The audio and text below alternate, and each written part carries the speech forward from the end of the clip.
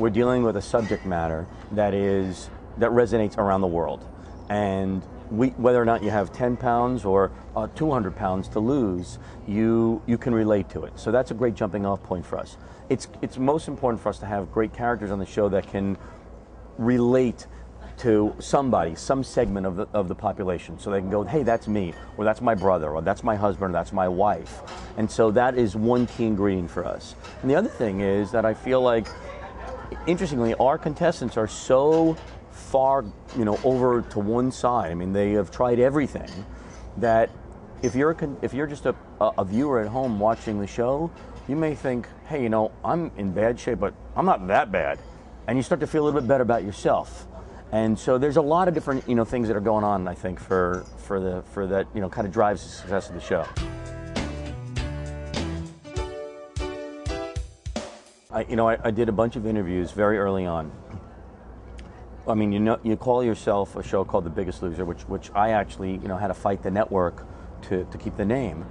They wanted to change it, and I knew we could cut through, and people get on a scale and go, I'm a loser, I lost. That's, I wanted to turn it into a positive, and that would, so for the very first cast of Loser, they're without a doubt the biggest heroes. They had no idea who we were. They had no idea what kind of show we were out to create.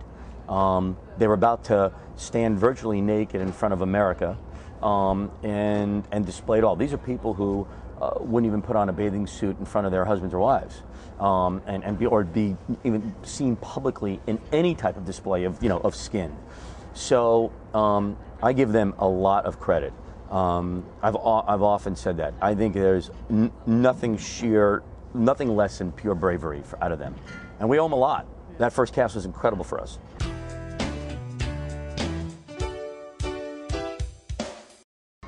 You take a show like ours, which is already trying to hit on the heart and inspiration and the feel-goodness of what we're trying to do with our overall tone.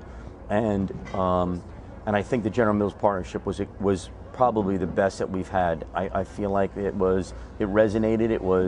It took the success of the show and really gave back in a way. And I think that we'll absolutely continue with that in the future. I mean, I think it's a responsibility. If you can work it in this genre of reality television into your creative workspace, then you kind of owe it. I mean, American Idol is a great example of that. The last couple of years with what they've done.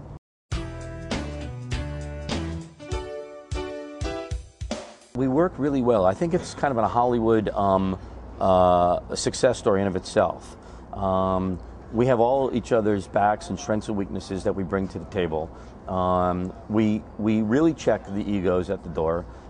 We argue, but creatively argue, which I think at the end of the day makes the best product for us. It is a full-time job, and I think that's why having each other to cover each other off. Someone's in the edit bay, someone's out in the field, we're all in the creative room together, and there's a tremendous team behind this show, beyond the executive producers, as you can, everyone from our editing down to our PAs. I mean, it is, if you land a gig on Loser, you're set for a year, so that's either a good thing or a bad thing,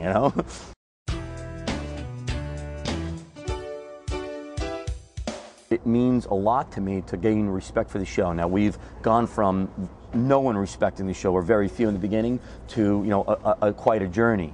But we've definitely never been honored at all or recognized by our industry. And to me, this is not only the first award that we've gotten and have anyone looked at us and say, hey, this show deserves it, but I think when you're honored by your peers and by the association that NATPE is, it's tremendously important for us. And for me personally, I'm thrilled.